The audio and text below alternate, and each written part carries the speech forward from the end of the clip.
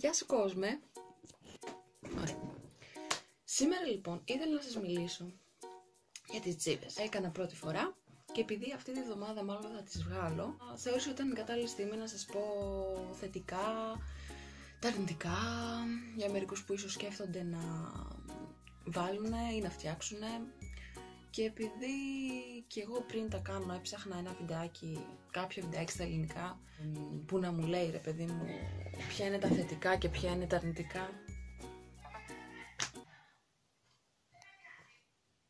Ελπίζω μην τις ακούτε αυτές τις φωνές από κάτω. Τέλος πάντων. Λοιπόν, και εγώ έψαχνα βιντεάκι στα ελληνικά για να βρω για τις τζίβες, να καταλάβω τι λένε, γιατί στα αγγλικά δεν έβρισκα. Δεν ξέρω, μπορεί να υπάρχει, αλλά εγώ μπορεί να μην έψαξα πολύ. Οπότε θεώρησα ότι όπως έψαχνα και εγώ ένα βιντεάκι στα ελληνικά για να μάθω για τις τζίβες, έτσι μπορεί να θέλετε κι εσείς να βρείτε ένα βιντεάκι για τις τζίβες. Οπότε, μιας και δεν έχω τίποτα άλλο να κάνω, κάνω αυτό το βιντεάκι. Με μια κάμερα που δεν είναι καλή και με μένα που αυτή τη στιγμή παίζει να είμαι πάρα πολύ άβολη. Αλλά θα ξεκινήσω. Θα σας πω πρώτα τα αρνητικά. Λοιπόν, το πρώτο αρνητικό που θα συνειδητοποιήσετε όταν βάλετε τις τζίβες θα είναι ο πόνος. Όχι πόνος, αλλά μία ενόχληση στο κεφάλι, γιατί θα σας τραβάει, θα είναι σφιχτό η τζίβα με το μαλλί σας, λογικό είναι, πρέπει να είναι σφιχτά. Και γενικά αν βάλετε και μακριές τζίβες όπως έχω βάλει εγώ, θα έχετε μία πάλι ενόχληση σαν ζαλάδα. Αλλά αυτό δεν είναι τις πρώτες μέρες. Αν ας πούμε την πρώτη μέρα σίγουρα, εντάξει, είναι βάρος, όσο να είναι ένα βάρος, και ίσως και τη δεύτερη. Μετά θα είναι κομπλέ. Όπως σας λέω τις πρώτες μέρες ότι θα είναι η ζαλάδα, θα είναι και στον ύπνο οι πρώτες μέρες, πρώτη, δεύτερη, λίγο βασανιστικές. Αλλά εντάξει, αυτό εξαρτάται πώς θα τις έχετε βάλει, εξαρτάται το βάρος του μαλλιού. Πιστεύω ότι είναι μια τζίβα κάπου εδώ, δεν θα έχει και τόσο μεγάλη ενόχληση. Δηλαδή αυτές τις γυρνάτε, οι δικές μου που είναι λίγο μακριές, είναι σε φάση πέφτουνε κάτω και είναι βαρύ πράγμα. Οπότε αυτό είναι το πρώτο αρνητικό. Επίσης είμαι σίγουρη ότι τώρα που θα τις βγάλω θα καταλάβω το πόσο βάρος μου ήταν, γιατί μετά το καλό είναι ότι τα συνηθίζεις το βάρος. Μετά δεν σε πειράζει τις πρώτες μέρες που σας είπα. Επίσης ένα άλλο αρνητικό είναι ότι συνέχεια θα φτιάχνουν το μαλλί σας. Θα είσαι σε φάση ναι, για πες μου. Ναι, όχι, σ' ακούω, ναι.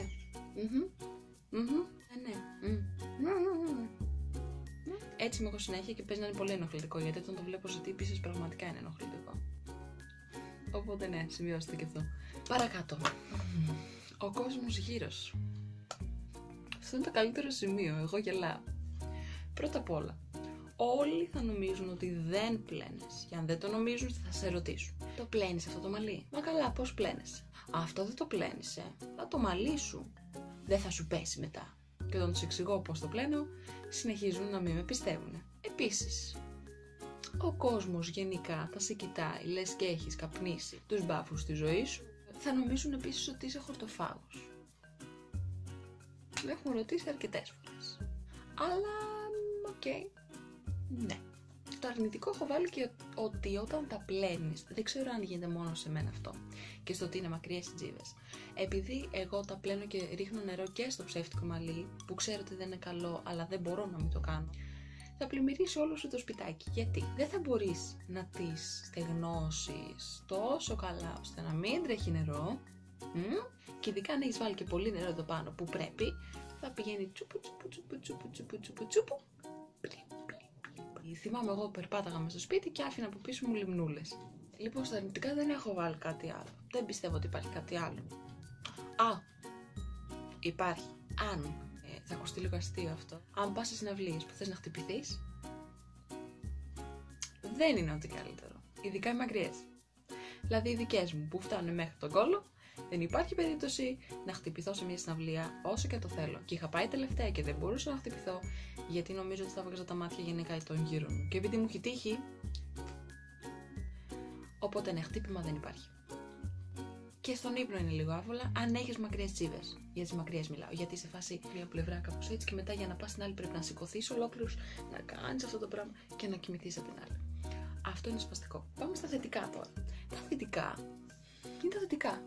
Έχεις ένα μαλλί που σου αρέσει, ό,τι χρώμα σου αρέσει, ό,τι μέγεθος αρέσει και μέχρι τα πόδια να θες να το πας, υπάρχουν. Επίσης, μπορείς να έχεις όγκο στο μαλλί σου. Θα σας το εξηγήσω αυτό. Μερικοί πιστεύουν ότι αν πας και κάνεις τζίβες, θα είναι 5 τζιβούλες, ρε παιδί μου. Αυτές οι τζίβες που έχω εγώ λοιπόν, είναι διπλές. Δηλαδή, παίρνεις ένα μεγάλο πράγμα μαλλί, το κάνεις όλο μια τζίβα.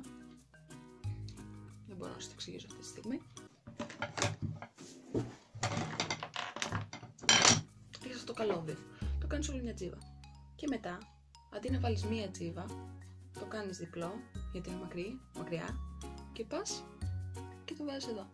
Οπότε τι κάνεις? Έχεις 2 τζίβες. Οπότε έχεις διπλό μαλλί. Έχεις πιο πολύ μαλλί. Καλό αυτό. Τι άλλο? Στα θετικά. Είναι υπέροχες. Επίσης, ξεχνάς μυστολάκια και σιωτικές. Δεν υπάρχει θέμα όταν βγαίνεις να πας να φτιάξεις τη φράτζα σου, να πας να φτιάξεις τις άκρες σου και το τσουλουφάκι που σου έχει πατικωθεί στον ύπνο. Το μαλλί σου θα είναι πάντα έτσι και θα το κάνεις ό,τι θες. Τι άλλο? Έχεις μεγάλη αυτοπεποίθηση. Εγώ τουλάχιστον που έχω κόμπλεξ, δεν ξέρω για εσάς, αλλά όταν τις έβαλα, βγήκα έξω. Με ενοχλεί γενικά το να με κοιτάει ο κόσμος, δεν μ' αρέσει πραγματικά. Αλλά μ' άρεσε, δεν ξέρω, μ' άρεσε εγώ. Μ' άρεσε που γύρναγα, ρε παιδί μου, και είχα το μαλλί τόσο μακρύ. Πιστεύω ότι αν κάποιος θέλει να κάνει μια αλλαγή πάνω του ή θέλει να πάρει τα πάνω του, πρέπει να το κάνει. Όπως και όλες τις αλλαγές. Όπως και όταν πάμε και βάφουμε το μαλλί μας, νιώθουμε ωραία. Πάμε και βάζουμε ένα σκουλαρίκι, νιώθουμε ωραία. Όταν πάμε και βαράμε ένα τατού, νιώθουμε ωραία. Είναι ωραία αλλαγή. Πιστεύω μάλιστα ότι πάει και σε όλες. Πολλοί διαφωνούν. Εγώ πιστεύω ότι πάει σε όλες. Και σε μερικές τις κάνει ακόμη πιο όμορφες. Απορίες. Οι τζίβες γενικά λένε ότι κρατάνε 2 με 3 μήνες. Εγώ πιστεύω ότι κρατάνε περισσότερο. Αυτές που έχω, όλο το μαλλί αυτό που βλέπετε, έχω πληρώσει μόνο 15 ευρώ για αυτό το μαλλί.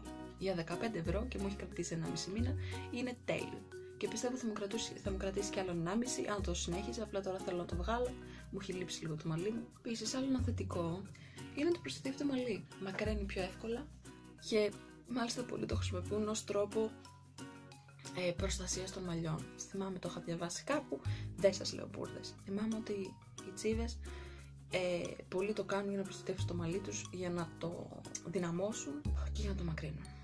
Άλλο ένα είναι ότι μπορείς επιτέλους να κάνεις ό,τι μαλλί θες. Γιατί είναι συνθετική τζίβα. Δεν θα πας να βάψεις το μαλλί σου ροζ, θα πάρεις μια τζίβα, ένα μαλλί ροζ, θα το φτιάξεις τζιβούλες. Υπάρχουν βιντεάκια για το πώς θα φτιάχνετε και είναι πανεύκολο. Πραγματικά δεν έχω χρησιμοποιήσει ούτε χτένα ούτε τίποτα. Αυτό το έχω κάνει μόνο με το χέρι.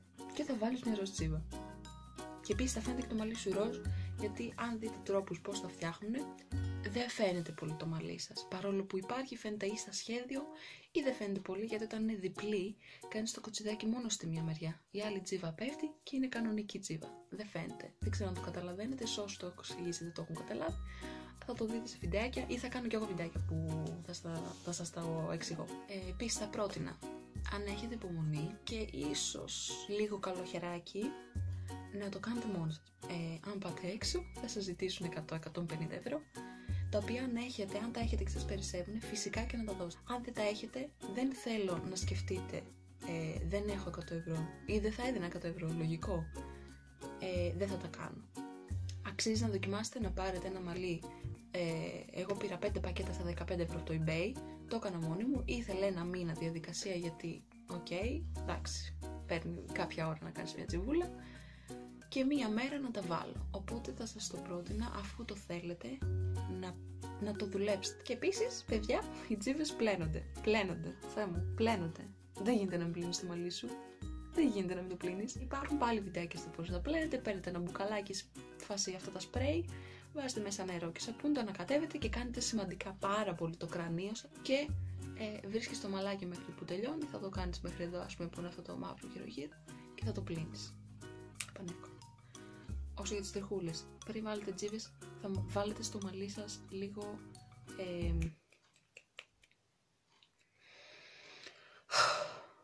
μαλακτική.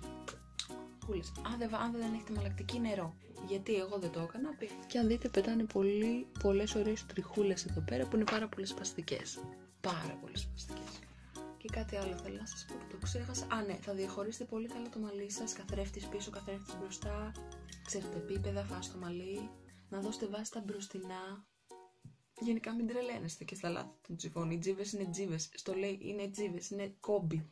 Δεν χρειάζεται να είναι τέλειες, ούτε χρειάζεται να είναι όλοι στο ίδιο ύψος, ούτε χρειάζεται να. Τίποτα. Και τρίχες να πετάνε, τζίβες είναι. Και πάλι ωραίο θα βγει. Οπότε μην το φοβάστε καθόλου. Καθόλου. Και να μην έχετε ασχοληθεί καθόλου με μαλλί από πριν. Για ό,τι απορίες έχετε, δεν είμαι ειδική, αλλά σίγουρα μπορώ να βοηθήσω. Στο YouTube από κάτω μπορώ να μου στείλετε οτιδήποτε. Οπότε πιστεύω ότι δεν υπάρχουν αρνητικά.